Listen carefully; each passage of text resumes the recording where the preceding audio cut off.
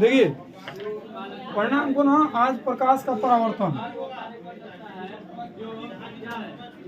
प्रकाश का परावर्तन, इसका इंग्लिश में होता है रिफ्लेक्शन ऑफ लाइट। इंग्लिश में क्या होता है? Reflection of light.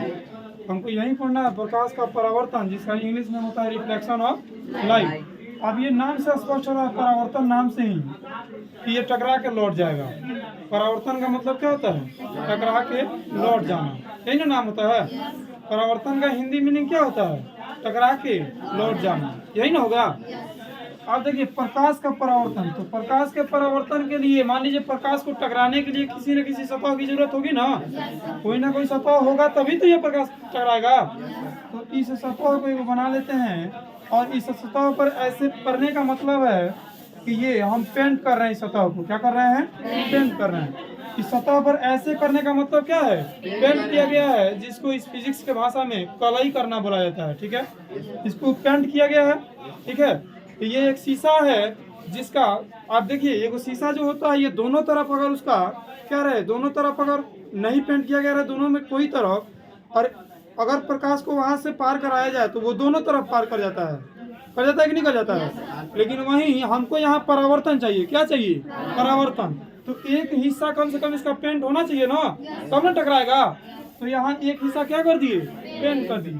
अब यहाँ कोई सोर्स है, कोई लाइट का सोर्स है, जिससे प्रकाश की किरण आ रही है, जिससे प्रकाश की किरण आ रही है। तो ये इस दिशा में आ रही है ना, यहाँ आएगी और इस बिंदु से टकरा कर ऐसे लौट जाती है। यहाँ से टकरा के क्या हो जाएगी? लौट जाएगी। तो यहाँ देखिएगा, इस स्रोत से, ये सोर्स से प्रकाश की किरण आई, इस परावर्तक सतह, जिस सतह से टकरा के प्रकाश की किरणें लौटती हैं, उस सतह को क्या कहते हैं?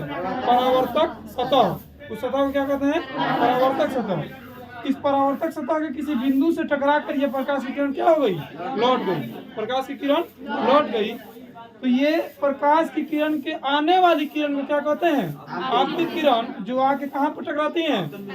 आपतन बिंदु पर। ये आपतन बिंदु कहाँ स्थित होता है? ये परावर्तक सतह पर स्थित होता है। कहाँ स्थित होता है? परावर्तक सतह पर। ठीक है, तो यहाँ आके आपतन बिंदु से टकराई और टकरा के फिर लौट गई। टकरा के क्या हो गई? लौट गई। इसी घटना को प्रकाश का परावर्तन कहते हैं। इसी घटना को क्या कहते हैं? प्रकाश का परावर्तन कहते हैं। ठीक है, अब इसमें नाम दिया जाए कि इस किरण को क्या नाम दिया जाएगा, तो ये आने वाली किरण है ना, ये प्रकाश स्रोत से आने वाली किरण है। तो इस किरण को नाम दिया जाता है आपतित किरण। नाम क्या दिया जाता है? आपतित किरण। इसी किरण का नाम होता है आपतित किरण। ठीक है, इसके बाद ये जिस सतह से टकराती है, इस सतह का नाम होता है कौन सतह? परावर्तक सतह। कौन नाम होता है? परावर्तक सतह। ठीक है, इस सतह का नाम क्या होता है? परावर्तक सतह। जिस बिंदु पर टकराती हैं, उस बिंदु का नाम होता है आपतन बिंदु। नाम क्या होता है? आपतन बिंदु। ये जो टकरा कर लौटती है, इसको कहते हैं कौन सा किरण? परावर्तित किरण। कौन सा किरण कहते हैं? परावर्तित किरण। ठीक है, उसके बाद अब देखिए, अब यह ना, ये आपतित किरण हो गई, परावर्तित किरण हो गई, आपतन बिंदु हो गया, और ये परावर्तक सतह हो गया। अब इस आपतित किरण को और परावर्तित किरण को अलग अलग बांटने के लिए एक लंब डाला जाता है, जिस लंब का नाम होता है अभिलंब। इसका नाम क्या होता है? अभिलंब। इसका नाम क्या होता है? अभिलंब। ये अभिलंब जो है, ये आपतित किरण के साथ जो कोण बनाता है, इस कोण को आपतन कोण यानी आई से सूचित किया जाता है। नाम क्या होता है इसका? आपतन कोण, जिसको सूचित किया जाता है किसी से? आई से। परावर्तित किरण एवं अभिलंब के बीच जो कोण बनता है, इसको आर से सूचित करते हैं, और इसका नाम होता है परावर्तन कोण। इसका नाम क्या होता है? परावर्तन कोण। कोई दिक्कत है? किसी को कोई दिक्कत नहीं ना है? देखिए, प्रकाश का परावर्तन किसे कहते हैं अगर बात किया जाए, तो आप देखिए कि प्रकाश की किरणें जब किसी प्रकाशीय माध्यम से चलकर किसी समांगी माध्यम से चला ना, जब प्रकाश की किरणें किसी समांगी माध्यम से चलकर किसी सतह से टकरा कर लौट जाती हैं, इस घटना को प्रकाश का परावर्तन कहते हैं। ठीक है। प्रकाश की किरणें जो परावर्तक सतह तक आती हैं, इस किरण को आपतित किरण जो टकरा के लौट जाती है, इसको परावर्तित किरण।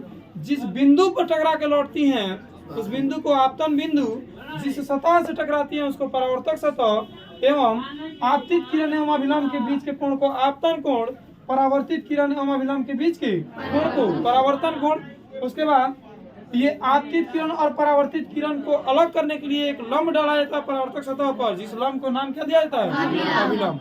ठीक है, इसको लिख लीजिए।